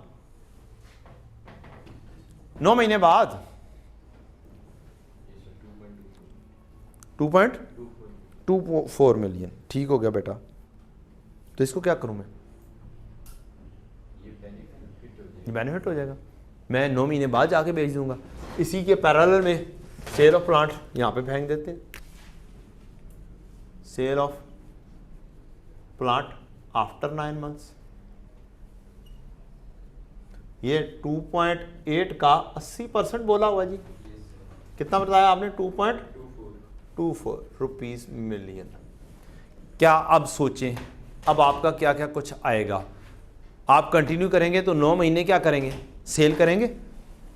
क्यों बेटा जी? सेल करेंगे। कितने यूनिट्स? 45,000 यूनिट्स। कितने? 45,000 यूनिट सेल करेंगे। अब बताएं क्या फिर कॉन्ट्रैक्ट पहले लेंगे? कॉन्ट्रैक्ट की वैल्यू पहले लेंगे ना, और ये सेकेंडरी हो जाएंगे। लेकिन मेरे पास तो रेट ही नहीं है, मेरे पास तो रेट ही नहीं है। 37,500 तो यूनिट्स बेच दूंगा और इनमें से कुछ कम करके बेच दूंगा 7,500 से 7,500 कम, 5,000 कम करने ना, ये 50,000 थे। अच्छा, क्या मेरे पास सेल प्राइस निकाल ली जा सकती है? पॉसिबल है, बिल्कुल है जनाब। अगर मैं कहूं कि मेरी एक सेल प्राइस है व्हाट्सएवर इट इज़, मेरी टोटल सेल्स 50,000 यूनिट्स की, इन 50,000 यूनिट्स की टोटल सेल्स बनती है 83,750। कितनी बनती है? अब मैं ये यहाँ पर रफ वर्किंग की हुई थी बिल्कुल स्टार्ट में पढ़ के, जो कि अब काम आने लगी है। 83,750 मेरी टोटल वैल्यू है, उसमें कॉन्ट्रैक्चुअल 37,500 थे। एक मैं एक्स रेट ले लेता हूं जिसके ऊपर क्या हुआ 20% डिस्काउंट देना है, तो ये मेरी क्या हो जाएगी? ये क्वांटिटी, ये रेट प्लस 12,500, इसी एक्स के ऊपर 5% डिस्काउंट मैंने यहां पर दिया। क्या कैलकुलेटर यूज करके मैं एक्स फाइंड कर सकता हूं? क्यों जी? किया जा सकता है ना? ठीक हो गया। तो मैं फाइंड कर लेता हूं जनाब कैलकुलेटर यूज़ करके। बच्चों को कैलकुलेटर दिखाइएगा, अगर किसी को नहीं यूज़ करना आता तो वो भी यूज़ करना सीख जाए। 83,750 अल्फ़ा कैलकुलेट के ऊपर इक्वल टू लिखा जाएगा। फिर है 37,500 की क्वांटिटी इन टू, अब एक एक्स फाइंड करना है आपने, अल्फ़ा ब्रैकेट क्लोज करेंगे एक्स लिखा जाएगा। इसको मल्टीप्लाई करना है मुझे 1 माइनस 0.2 से, यानी कि 0.8 से करूंगा मल्टीप्लाई। इतना तो शॉर्टकट कर सकता हूं ना मैं। प्लस 12,500 है, 12,500 इंटू किसे मल्टीप्लाई करना है, एक्स से, अल्फा ब्रैकेट क्लोज एक्स लिखा गया, इंटू 1 माइनस 0.05 कितने बनते हैं, 0.95 शिफ्ट कैलकुलेट इक्वल टू, मेरे पास 2 आ गया, क्या आ गया, 2 आया ना। ये क्या चीज़ है, 83,750 क्या है, रुपीज़ 1000 में है या रुपीज़ में है,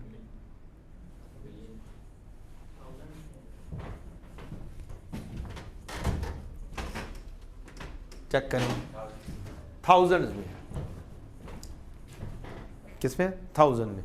अगर मैं इसको पूरा कर देता हूं, उसे 3 सिफर और डाल देता हूं, मीन्स रुपीज़ में ले आता हूं, तो मेरा जो आंसर आएगा रुपीज़ में आएगा। अभी जो आंसर आया है 1000 में आंसर आया है, 2000 का आंसर आया है। 83,750 3 सिफर और शिफ्ट कैलकुलेट इक्वल टू 2000। तो मेरा इसका मतलब है जो ओरिजिनल रेट था वो क्या है, 2000 है। एक्स मेरा आ गया 2000 ओरिजिनल रेट, और कॉन्ट्रैक्चुअल का क्या होगा फिर 20% डिस्काउंट के साथ इसका, तो कॉन्ट्रैक्चुअल का रेट जो सेल रेट होगा is equal to 2000 into 1 minus 0.2, 8 दूनी 1600, और रेस्ट के लिए 2000 के ऊपर 1 माइनस 0.05,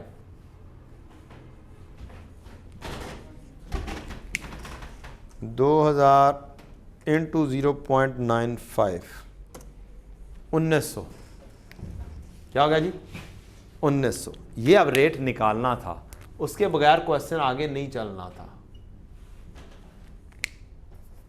ठीक है जी। अच्छा, फर्ज करते हैं आपको रेट नहीं मिल रहा, फर्ज करते हैं रेट नहीं मिल रहा, फिर क्या किया जाए, फिर अब अज्यूम अजीबो गरीब सा काम हो जाएगा, रिलेशन नहीं बना पाएंगे आप प्रॉपरली। फिर क्या करें, फिर हिट एंड ट्रायल से 1 मिनट के अंदर ज़रा सा चेक करो। आपके पास 83,750 है, ओहो यहाँ पे नहीं लिखना, 83,750 है, वैल्यू 3 से 4 और डाल देते हैं, डिवाइड बाय 50,000 यूनिट है। सारे यूनिट्स का क्या रेट आया, ऑन एवरेज 16,750, ये सारे का एवरेज है, ओवरऑल एवरेज, जिसमें से ज्यादा यूनिट्स कौन से हैं, कॉन्ट्रैक्चुअल है। तो फिर यहां पर फिर क्वेश्चन को चलाने के लिए जरूर अज्यूम कर सकते हो, यार अगर बिल्कुल नहीं समझ लग रही ना कि ये रिलेशन क्या दे दिया है, लेकिन समझ लग जानी थी अगर रफ वर्क पहले किया होता तो। लेकिन अगर जिसने रफ वर्क नहीं किया उसके लिए क्वेश्चन उठाना बड़ा मुश्किल हो जाएगा। जिसने रफ वर्क ये किया हुआ है पहले से ही, उसको रिलेशन मिल जाएगा कि मैंने सेल करनी है, तो अब सेल में कॉन्ट्रैक्चुअल सेल तो पक्की होनी ही होनी है। सेल करनी है टोटल 45,000 यूनिट्स, जिसमें से 37,500 तो करने ही करने हैं, इनटू 1600 जमा, अब बाकी 45,000 करने के लिए क्या 7500 चाहिए होंगे, 1900 ऑलरेडी रेट निकाल दिए। अब जो जहां पर रेट निकालने हैं ना रफ वर्क पे, ये आप आराम से कह सकते हैं JK LMNO PQRS PQ, कि आपने ये कहां से लेकर आए हो, P Q. There are chances कि गलत निकल आए तो कोई ना कोई वर्किंग तक तो वो तो पहुंच सके ना, कहां पे वर्किंग कर रहे थे तुम। तो ये हमने वर्किंग कर ली है और हम सेल के ऊपर पहुंच गए हैं। अच्छा, सेल के ऊपर पहुंच गए हैं तो अब आ जाओ बाकी चीज़ों के ऊपर पहुंचने के लिए। क्या मटेरियल भी चाहिए होगा? क्यों बच्चों, मटेरियल भी चाहिए होगा। कितना चाहिए होगा?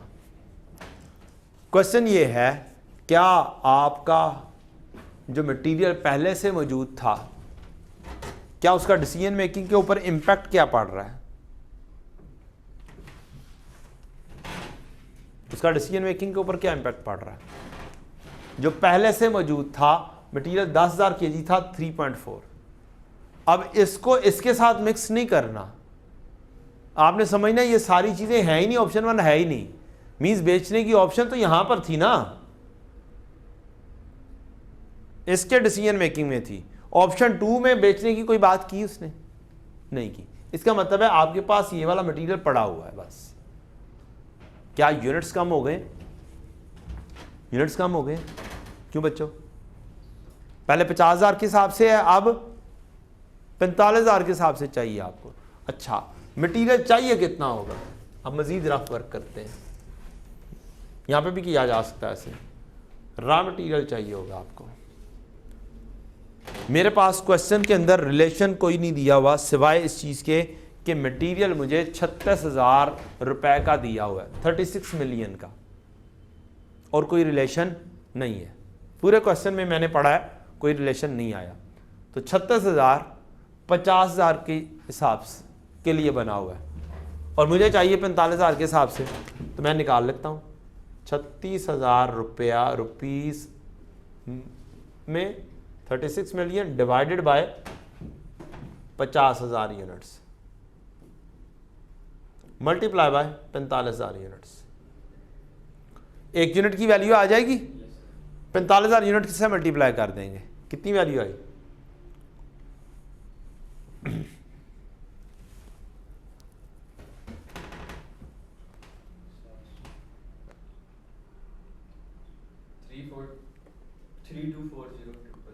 थ्री टू फोर जीरो ना करो यार, 32.4 मिलियन। ठीक हो गया, 32.4 लिख देते हैं हम मिलियन में, रुपीस मिलियन 32.4। अच्छा, अब सिचुएशन क्या है? सिचुएशन ये है कि मेरे पास कुछ मटेरियल एग्जिस्ट करता है 3.4 मिलियन का। इसका क्या किया जाए?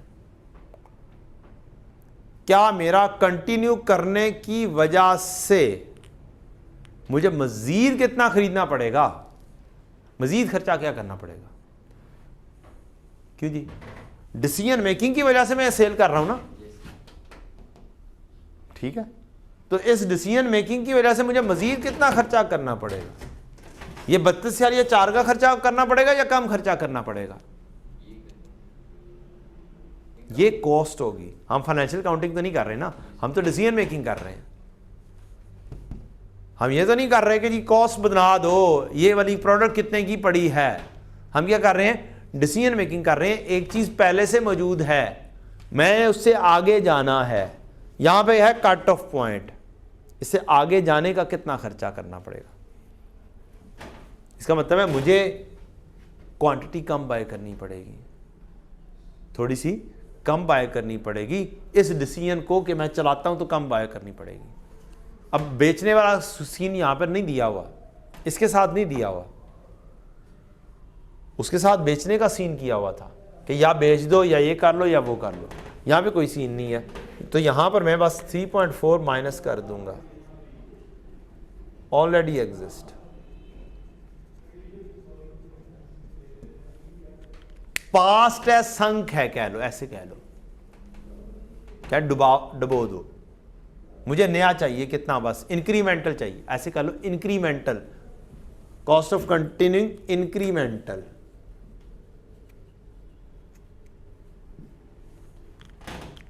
तो इंक्रीमेंटल कितना है? मजीद इजाफी कितना? इजाफी बताओ कितना बनता है। चलो गलत हो जाएगा तो क्या हो जाएगा, एक वैल्यू गलत हो जाएगी ना, यहां तक के मार्क्स तो मिलेंगे ना, इतना माइनस करने के मार्क्स कटेंगे ना, और तो कुछ नहीं होगा। 20 पूरा, चलो 29। डायरेक्ट लेबर कितनी लगेगी, मजे की बात है, डायरेक्ट लेबर के घंटे पूरे हो चुके हैं 29,326 घंटे, 29,326 घंटे इनटू रेट हमारे पास यहाँ कहीं पे 500 रुपया मैंने पढ़ा था, 500 रुपया था मुझे याद है, ज़रा तुम्हें याद हो कि ना याद हो, 500 रुपया पर घंटा,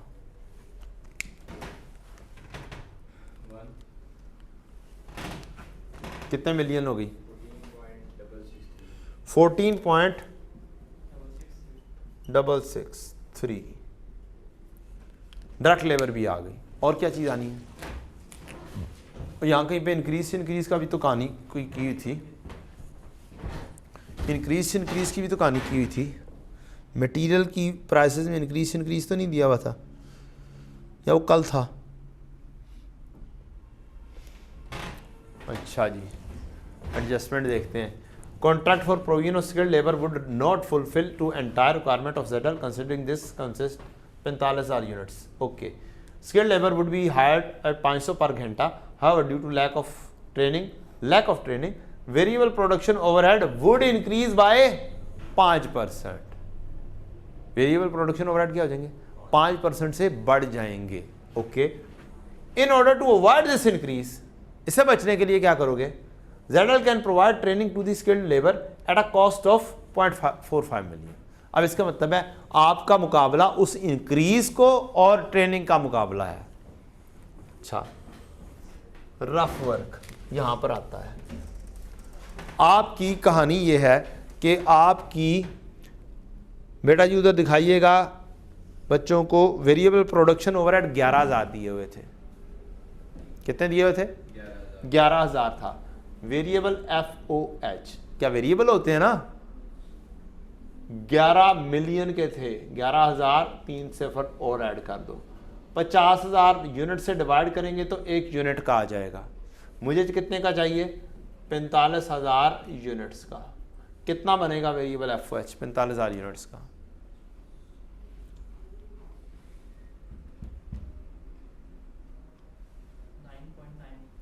9.9 मिलियन, 9.9 मिलियन बनेगा जी।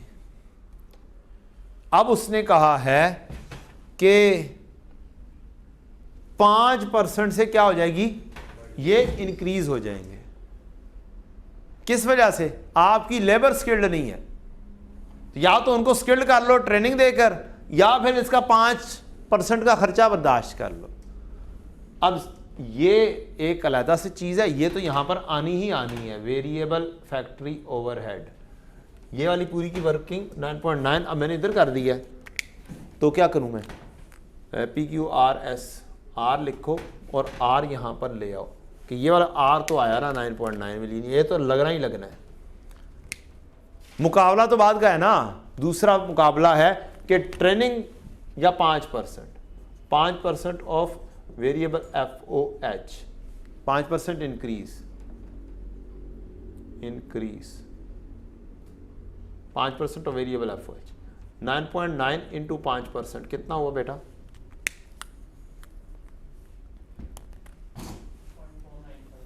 0.495 वर्सेस ट्रेनिंग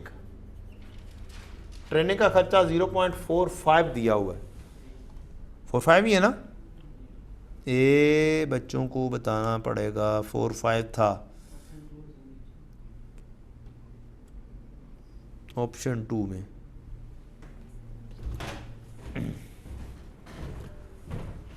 या तो 5% इंक्रीज बर्दाश्त कर लो और या फिर ट्रेनिंग दे लो in order to avoid this increase 0.45। आप क्या करेंगे, ट्रेनिंग देंगे या इंक्रीज बर्दाश्त करेंगे, ट्रेनिंग दे देंगे तो आप ट्रेनिंग का खर्चा आपका फाइनल हो गया। लेकिन वर्किंग यहां पर आपने कर दी हुई है कि क्या करेंगे, वर्सेस भी लिख दिया हुआ है, तो 0.45 JK LMNO PQRS नहीं, S5 से मिलता जुलता है,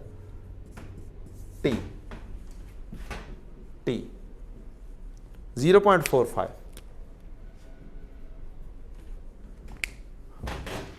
क्या अच्छा खासा। और यार ये सेल की वैल्यू भी तो बता देना यार, हद हो गई है, मिलियन में बताना।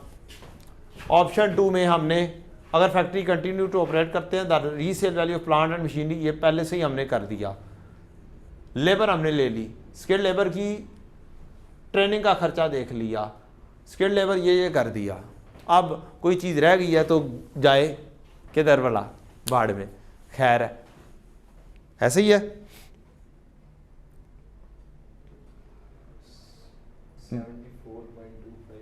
74.25 मिलियन, 74.25 मिलियन। लें जनाब, इधर भी ऐसे लिखें कि ये दोनों का टोटल लेना है और इन दोनों का टोटल लेना है, और नेट इंक्रीज देखनी है आपने। A B C D E F X Y X minus Y.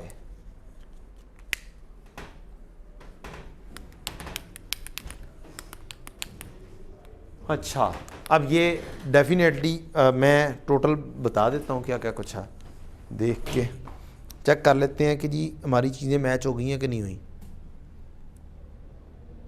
29,450, 29,450, 9.9, यहाँ पे गलती है।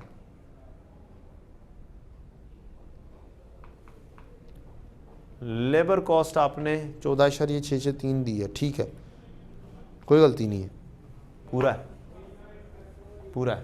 वो ₹1000 में लिखा हुआ था, इस वजह से मैंने कहा कि काम गड़बड़ हो गया। जल्दी जल्दी टोटल करके आप बता दें, नहीं तो मैं बता दूंगा। 22,4 मिलियन यहाँ पर आएगा, 22.4 मिलियन यहाँ पर आएगा, और यहाँ पर आएगा ऑप्शन 1 में 15.95 मिलियन, अगर मैं गलत नहीं हूँ तो।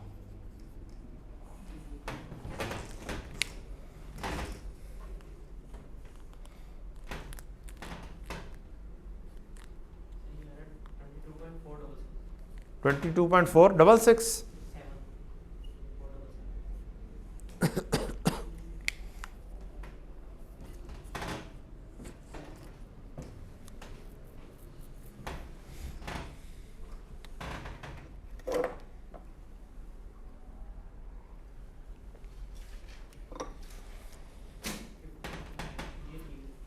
ठीक है, ओके। डिसीजन क्या होगा? We should continue. इधर बेनिफिट ज़्यादा है, उधर बेनिफिट कम है, तो डिसीजन होगा वी शुड कंटिन्यू। कंक्लूजन लिखेंगे आप, कंक्लूजन के मार्क्स होते हैं we should not shut down.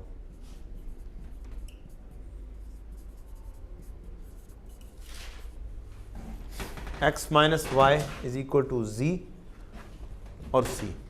अब आप लिखेंगे और ये यहाँ पे c है, ये b था।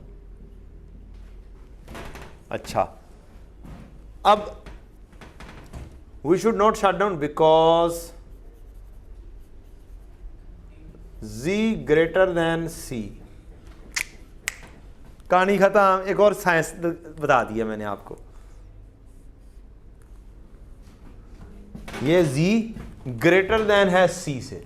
और छेती काम भी तो करना है ना, अब टाइम नहीं था यार, मैंने क्लोज करनी थी ना क्लास मैंने उसी बहाने में आपको एक शॉर्टकट बता दिया। पहले तो ABC का शॉर्ट बताया, अब डिसीजन लिखने का भी शॉर्टकट बता दिया। ये एकदम से आमद हुई थी।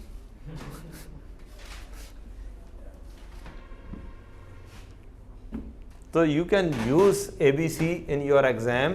आप रिलेट करने के लिए आप रफ वर्क कर रहे हैं, आप रफ वर्क को अपने मेन आंसर में लेकर जाना चाहते हैं, चुप करके फाइनल डिसीजन जो लिया है आपने, कंपैरिजन आपने कर लिया हुआ है, उठाएं, वहाँ पर ABC का कोई रेफरेंस दें और वहाँ से खींच कर ले जाए उसकी रेलेवेंट प्लेस पर। ये तो रिक्वायरमेंट से भी कॉपी पेस्ट कर सकते हैं।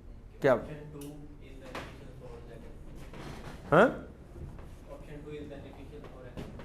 हाँ आप लिख सकते हैं which one is financial beneficial. आप कहेंगे ऑप्शन 2 इज बेनिफिशियल, ऑप्शन 2 नहीं, हाँ ऑप्शन 2 बेनिफिशियल है बिल्कुल। जी बेटा जी थोड़ा सा बता देंगे। पूछेंगे तो मैं बताऊंगा ना। ये जो रॉ मटेरियल में आपने कंटिन्यू कॉस्ट ऑफ कंटिन्यूइंग में 3.4 ये कहाँ से आया? कॉस्ट ऑफ कंटेनिंग में 3.4 कहाँ से आया? ये जनाब आपका आया है यहाँ से। मैंने कहा कि क्या होना था, एक आधी गलती होने से कोई ऐसा मसला नहीं है। असल चीज़ है कि आपने मेजर काम यहां पर लेकर आए हो कि नहीं लेकर आए हो। यार आसान काम के तो मार्क्स मिल गए होंगे ना, इस फॉर्मेट के तो मार्क्स मिल गए होंगे। ठीक, इसको इस तरीके से भी लिख सकते हो। मसलन आप पूरा नहीं कर पाए, टाइम नहीं था, आपने ये यहां पर सी लिखा हुआ है, बोले ABC लिखा हुआ है, इधर जी लिखा हुआ है। क्या मैं एक साइंस लगा सकता हूं? ये जी है, यार कोई और नाम दे देता हूं, PQRSTUVWW दे देता हूं, ठीक है जी। क्या मैं साइंस लगा सकता हूं? डिसीजन मेकिंग के अंदर कंक्लूजन लिखने के भी मार्क्स हैं। बोले मैंने क्वेश्चन सॉल्व नहीं किया, मैंने बड़ी बड़ी एडजस्टमेंट्स की नहीं है, क्या मैं कुछ ऐसे कंक्लूजन लिखने की कोशिश कर सकता हूं? If W greater than C, option 2 is better. क्या लिख सकता हूं? एक साइंस है, मार्क्स अचीव करने की साइंस है। मैं लाजमी नहीं है कि मैंने पूरा क्वेश्चन कर पाऊं और टोटल ही नहीं आया होगा तो मैंने कंक्लूजन कैसे देना है बताओ? कंक्लूजन दे सकता हूं? दे सकते हो, ऐसे दे सकते हो। If W greater than C, option 2 is better, otherwise option 1 is better. बस इतने से, इतना से काफी है। एक रिलेशन दे दिया, आपका कंक्लूजन हो गया। लेकिन कंक्लूजन के 0.5 मार्क्स या 1 मार्क्स होता है। अगली बात, इस फॉर्मेट को बनाने के भी मार्क्स होंगे। भले एग्जामिनेशन जो स्कीम जो आती है, जो बताते हैं मार्क्स, उसमें मार्क्स बताए होते हैं कि इसके एरिया के इतने मार्क्स, इसके मार्क्स इतने, लेकिन क्या जो ओरिजिनल मार्क्स होंगे वो ऐसे होंगे? ओरिजिनल मार्क्स में ये कॉन्सेप्ट के मार्क्स मौजूद होंगे। ओवरऑल में इस कॉन्सेप्ट के मार्क्स मौजूद होंगे कि यार ये बच्चा सही काम कर रहा है या नहीं कर रहा। अब मुझे नहीं समझ लग रही थी सेल की ये क्वांटिटी कैसे आनी है, रेट कैसे आना है, तो मैं क्या यहाँ पे सेल लिख सकता हूँ, यहाँ पर 45,000 यूनिट्स लिख सकता हूँ, इनटू रेट लिख सकता हूँ। तो मैंने कॉन्सेप्ट अप्लाई कर दिया, रेट के मार्क्स मिक्स हो गए, कुछ नहीं किया। मैंने यहाँ पर टोटल लिख दिया x, इसके मार्क्स मिल गए। मैंने इसके टोटल लिख दिया, इसके मार्क्स मिल गए। ये डिसीजन कर दिया कि इसमें से ये माइनस गया है, तो इस स्टेप के मार्क्स मिल गए कि इसमें से ये माइनस होके ये वाली वैल्यू आनी है। भले अब कई बच्चे ना मजाक करते हैं बाद में कि सर ऐसे ही कम कर दिए तो मार्क्स पास हो जाएंगे तो फिर नहीं पास हो सकते। उसके अंदर कुछ ना कुछ करना है बेटा। ये मैं अपने ऊपर अप्लाई कर चुका हूँ। पेपर में लाजमी नहीं है आपको हर चीज़ सही समझ लग रही हो। मैंने इसी काम किया था, मैंने फॉर्मेट बनाया था, ABC के अंदर लिखा था, एक फॉर्मेट बनाया कि ये मेरा प्लान है। अब उसके अंदर मुझसे कोई 5 वैल्यूज कैलकुलेट होनी थी, 5 के नाम आ रहे थे कि क्या क्या कुछ होना है। मुझे आई 3 चीज़ें, 2 चीज़ें नहीं आ रही थी। मैंने कहा यार अगर मैंने इसके ऊपर खपाना, एक तो गलत होंगे और दूसरे टाइम भी वेस्ट होगा। अगर एक क्वेश्चन पे मूव कर जाओ, तो मेरे 2 क्वेश्चन तकरीबन 80-90% पे थे।